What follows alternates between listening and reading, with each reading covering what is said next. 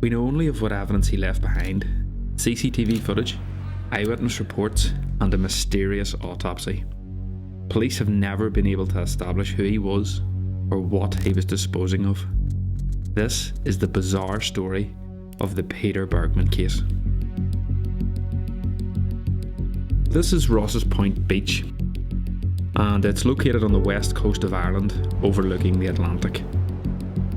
It's split into two beaches which are separated by a large rock formation. Beach 1 has a long concrete slipway which leads from the car park directly to the water. On the 16th of June 2009, a man's body was found washed up on these rocks beside this concrete slipway. He was found by two local men at 6:40 a.m. who were training for a triathlon. This is the man they found.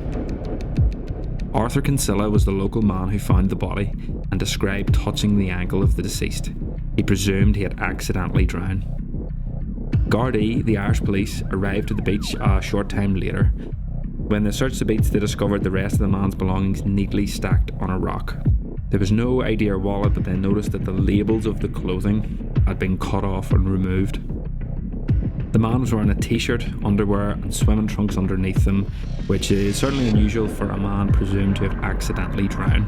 The body was then brought for a post-mortem. The police tracked the man to the Sligo City Hotel in the centre of Sligo, a 15-minute drive away. His actions were really mysterious. He was disposing of unknown items in a purple bag and returning to the hotel empty-handed. Police begin their investigations.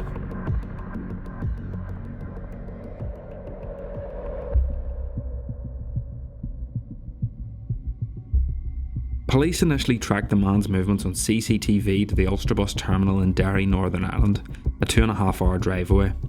The man's whereabouts before this are completely unknown. Police can't put him anywhere in the world. No one has ever come forward about a missing person, and to this day he remains unidentified. It's possible he flew into the island of Ireland, the most probable airports being Derry, Aldergrove or George Best, but there's no record of anyone fitting the man's profile in any of these local airports. You can see they're not far away from the bus terminal and from Ross's Point in Sligo. It's highly unlikely that he was in Ireland for a long period of time, as no one has come forward with any sightings of him prior to his original sighting at the bus terminal. Travelling from the UK mainland to Ireland on ferry doesn't require ID checks or passport control, and it's for this reason that many speculated he may have originated from the UK and travelled to Northern Ireland as a foot passenger. However, this theory is unsubstantiated. He caught the 4 p.m. bus to Sligo, arriving at 6:28. All hotels in Sligo are within walking distance of the bus station, but he took a taxi, so it's highly likely this was his first time in Sligo.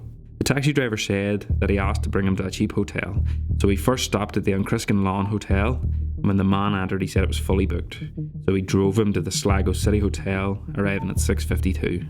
It even states on the Sligo Hotel website that it's a 5-minute walk from the train station, which suggests that this visit was unprepared. He arrived with 2 bags, this laptop type bag and a hold-all. He had no reservation. He gave his name as Peter Bergmann with 2 N's, and police established that this spelling is most commonly used in Austria. We know that he was right-handed, as this is how he signed into the hotel. He provided no identity for the reservation. He paid €65 per night upfront in cash for a 3-night stay with breakfast. Hotel staff said he spoke in a Germanic or Austrian accent but spoke very good English. He gave this address: Ann Steidersen, 15, 4472, Vienna, Austria. This is a non-existent address. The postcode 4472 actually fits these other locations in Europe, but Ann Steidersen is not a place. The closest place I could find which is similar is Amstetten, Austria. If you actually look at it, it's only a few letters off, but my guess that this was a deliberate act. Police confirmed that there are no passports recorded of a Peter Bergmann anywhere in Europe fitting the age, address and description of the deceased. These were clearly fabricated details. He stayed in room 705 the last 3 nights of his life.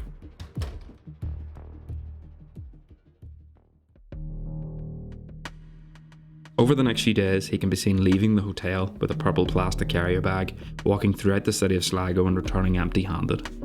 Despite the overwhelming quantity of CCTV footage, there's no footage of him actually disposing of the contents of the purple bag.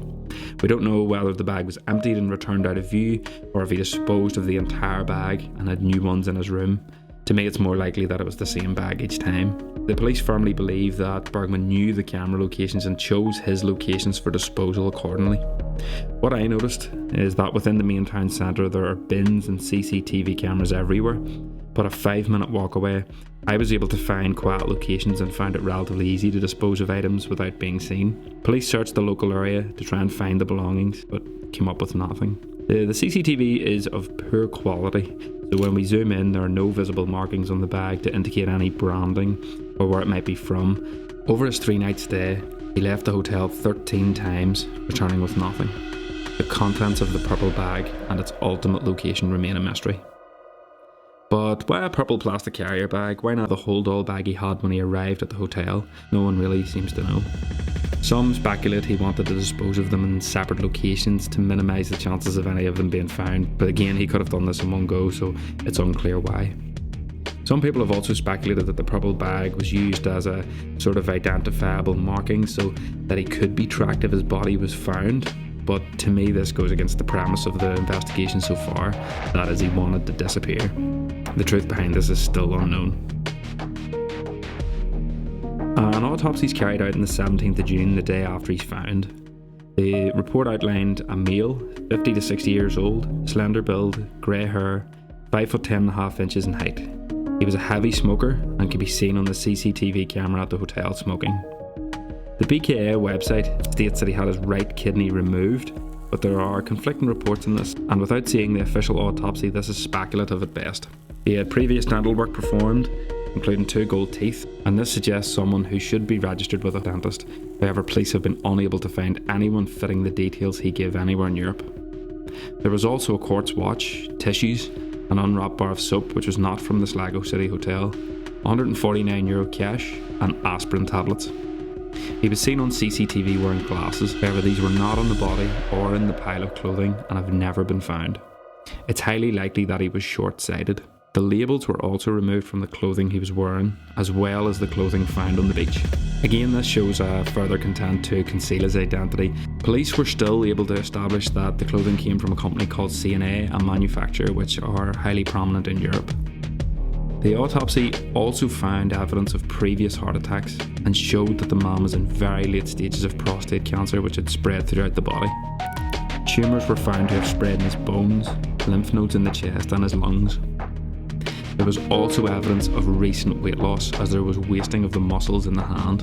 He was terminally ill and his life expectancy was estimated at weeks. It's also highly likely the man knew he was in this state of poor health, as he would have had problems breathing as well as sore bones and joints. This is perhaps the reason he got a taxi from the bus terminal to the hotel. There was also no traces of any painkillers or pain relief drugs in his system, which the coroner commented was highly unusual for a person in this poor state of health. Despite this, he's not been found on any medical registries worldwide. But the most mysterious aspect of the post-mortem was the cause of death. The coroner ruled the death a cardiac arrest, heart attack, and commented that there was no evidence of drowning. An explanation for this has never been explained.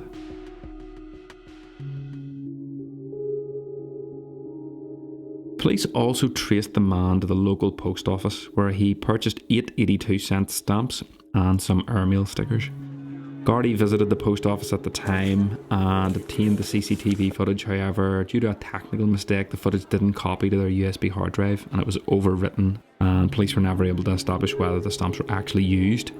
In my opinion, it's highly likely the man did post letters. Why else would he have bought stamps? If he did, the only information the person receiving the stamps would have been the country of origin and the price of the stamp. To me, he wouldn't have posted letters here anyway. It seems more likely that he would have used one of these external post boxes throughout the city so as not to be detected. He continued to dispose of belongings. Bergmann walked across the road from the Sligo City Hotel and got into a taxi. He asked the driver where he would recommend to go for a quiet swim. The driver recommended Ross's Point Beach, a 20-minute drive away. During this ride, the driver commented that Bergmann said he was from Austria and that he spoke with an Austrian accent. When they arrived, he didn't get out of the car, just looked around briefly, seemed content, and asked to be brought back to Sligo. The taxi driver recalled the man asking if there was a bus to the beach, to which he replied yes about once an hour and dropped him off at the bus station. This was likely to check the timetable for the next morning. Peter requests a late checkout with the hotel as he has errands to run. Again, we see the purple bag appear, and after one final run, he arrives into the lobby at 1:06 and hands in his key. He checks out of the hotel 3 bags, a holdall, a purple bag, and a shoulder bag. This bag is different than the one he arrived with. He left the hotel and walked to the bus station. I walked this route in 6 minutes. The journey took him 26 minutes. When he arrived at the bus station at 1:32, he had disposed of the holdall, the location of which is unknown. There are several places in which he could have disposed of the bag. This bin on the corner of Q Street. In these bins down this alleyway. In this alleyway, however, there were CCTV cameras overlooking here. In this bin hidden from view in an alleyway. In this bin on the corner of Union Street. In this alleyway. Or possibly one of these bins at the bus station before he entered frame on CCTV. When he arrived at the bus station, he entered the coffee shop and ordered a cappuccino and a sandwich. The CCTV shows him taking out a notebook, reading it and then tearing up paper. Possibly the same paperwork that he was looking at here. This was possibly a checklist. He ordered a single ticket and got the 2:40 bus to Ross's Point. A single ticket. To me, this really confirms that his intentions were deliberate and calculated. It's also very unusual to me that he took a bus over a taxi like he did the day before. I'm not really sure why he did this.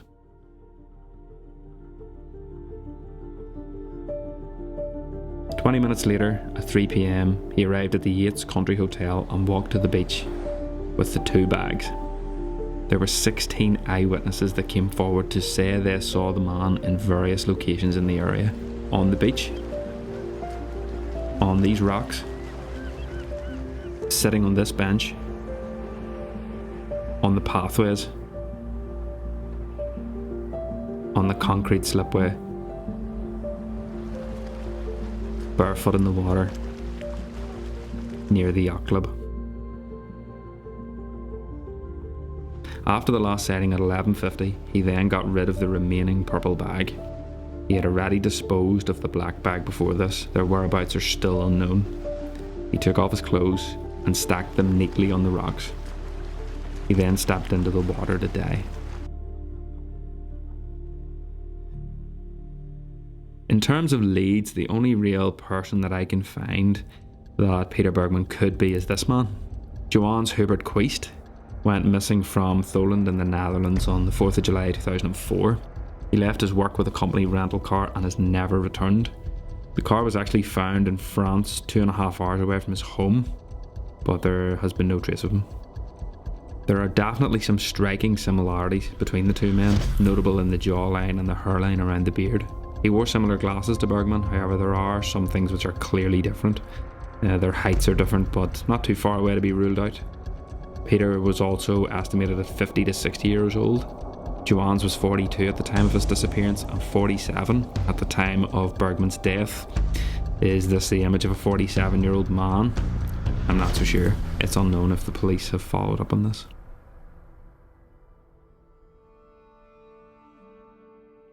Peter remains unidentified as of the making of this film, but many have come up with their own theories as to how and why he came to Sligo. Probably the most likely explanation is that he wanted to die with his dignity intact. The thought of dying in pain in a hospital may have been enough for him to just do what he did. He may not wanted to have burdened anyone with his passing and chose to do it himself. Who knows? It's also unclear why the man chose Sligo, but there are several theories. Firstly is that it's a coastal city which faces the Atlantic Ocean. This means that there is a higher likelihood that his body would have been washed out to sea. He also may have chosen Sligo because it was across a border, which means the police jurisdiction would have changed, again making it harder for him to be tracked. It also may have been because he liked Ireland, wanted to visit a country with a small population. Again, this would reduce the likelihood of him being seen or found. Peter is buried at Sligo Cemetery. The location of his grave isn't widely known. However, I was able to find it using this photo and I triangulated its position to pay my respects. It's marked with a wooden cross and someone else is actually buried beneath him. It was only here when I realised that even though I really wanted to know who Peter was, he didn't. He put so much effort into hiding his identity, and here was me putting so much effort into finding it.